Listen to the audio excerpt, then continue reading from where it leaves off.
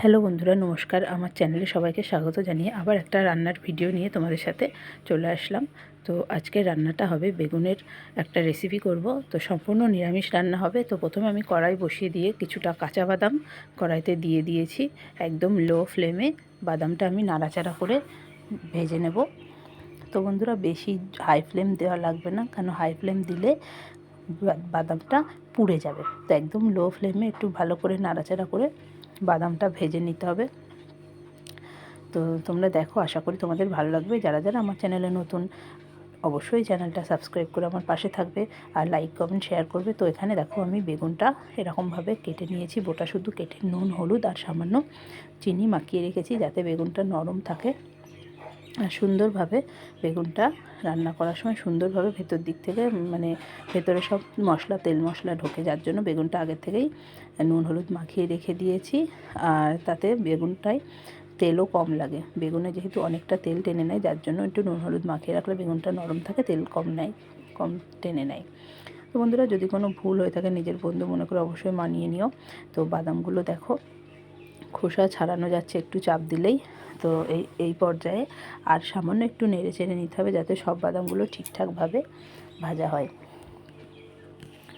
তোমরা যখন বাদামটা খালি কড়াইতে নাড়বে, তখন দেখবে বাদামটা হাত দিয়ে দেখবে যে খোসা ওঠে কিনা ডলা দিলে।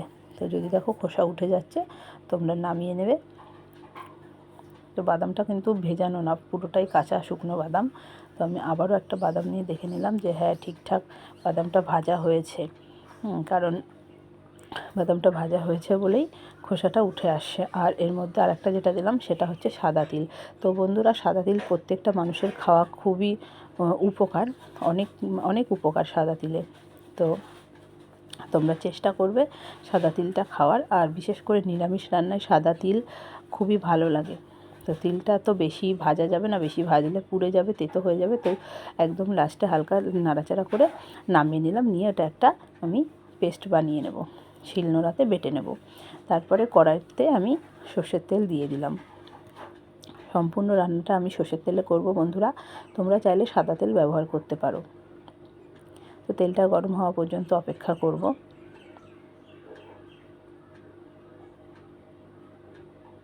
তোমরা কে কোথা থেকে ভিডিওটা দেখছো অবশ্যই কমেন্টে জানাবে।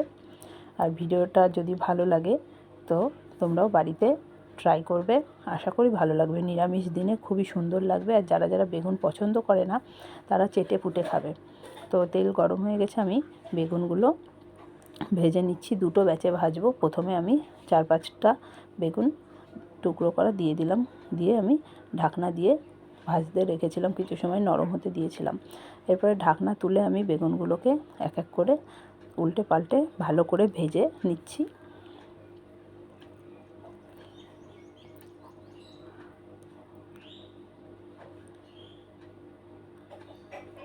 তো উল্টে দিয়ে আবার একটু ঢাকনা দিয়ে রেখে দিলাম। তারপর আবার দেখো, ঢাকনা তুলে ফেলেছি। তো এই পর্যায়ে বেগুনটা ভাজা হয়ে গেছে, আমি এবার তুলে নেব এক এক করে। তো এই যে নরম হয়ে গেছে ভালোই। এবার বেগুনটা আমি তুলে নেব। তোমরা যে যেরকম বেগুনের বেগুনের সাইজ পছন্দ করো সেরকমভাবেই কেটে নেবে। কেউ গোল গোল করেও কাটতে পারো।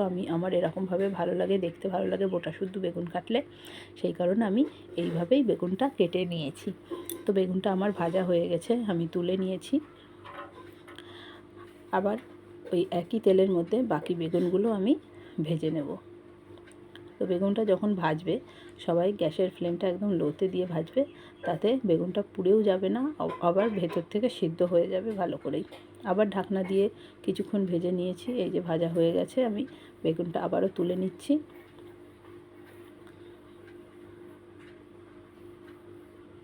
তো বন্ধুরা, আমি এতে তিনটে মশলা দেব। তোমরা যদি মনে করো কাজু বাদাম দিতে পারো, আবার পোস্ত বাটাও দিতে পারো। আমার ঘরে যেহেতু পোস্ত কাজু বাদাম কিছুই ছিল না, সেহেতু আমি চীনাবাদাম আর সাদা তিল আর সামান্য একটু সর্ষে বাটা দেব। তো এখানে সেই একই তেলের মধ্যে আমি কালো জিরে ফোড়ন দিয়ে দিলাম। এরপর আমি ওই তিল, সাদা তিল আর চীনাবাদাম যে আমি ভেজে নিয়েছিলাম কড়াইতে, সেটা আমি শিলনোড়ায় বেটে নিয়েছিলাম। এতে কিন্তু লঙ্কা দিইনি। তো সেটাই আমি তেলের ওপর দিয়ে দিয়েছি। দিয়ে হালকা নাড়াচাড়া করে হলুদ গুঁড়ো দিয়ে দিলাম। তো বন্ধুরা বেশি একটা ভাজা যাবে না, বেশি ভাজলে তিতো হয়ে যেতে পারে। সামান্য একটু লবণ দিয়ে দিলাম স্বাদ মতো, যেহেতু বেগুনে আগের থেকেই লবণ মাখানো ছিল সেই জন্য আমি এখানে অল্প একটু দিয়ে দিলাম। আর রান্নাটা একদম বসা বসা মাখা মাখা হবে, সেই কারণে আমি বেশি একটা নুন দিলাম না। এরপরে আমি সর্ষে বাটার জলটা ঢেলে দিলাম।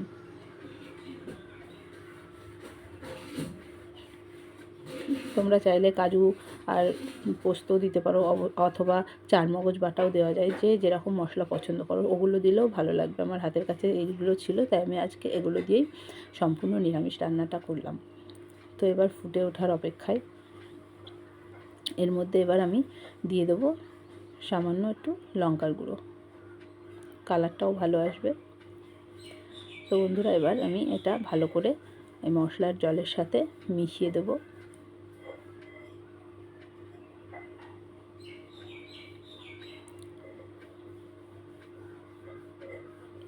এবার দিয়ে দিচ্ছি স্বাদ মতো গুড়। রান্নাটা একটু মিষ্টি মিষ্টি হবে খেতে, খুব বেশি মিষ্টি হবে না, হালকা পাতলা মিষ্টি হবে। যেহেতু চিনি খাওয়া খুব একটা ভালো না, ক্ষতিকারক, সেই জন্যই আমি প্রত্যেকটা রান্নায় গুড় ব্যবহার করি।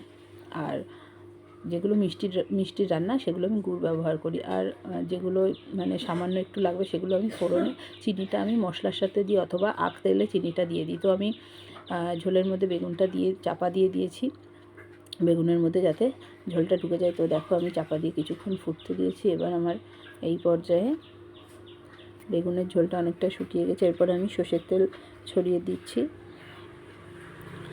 দেখো কতটা শুকিয়ে গেছে ঝোলটা, পুরো বেগুনের সাথে একদম মাখা মাখা হয়ে গেছে মশলাটা।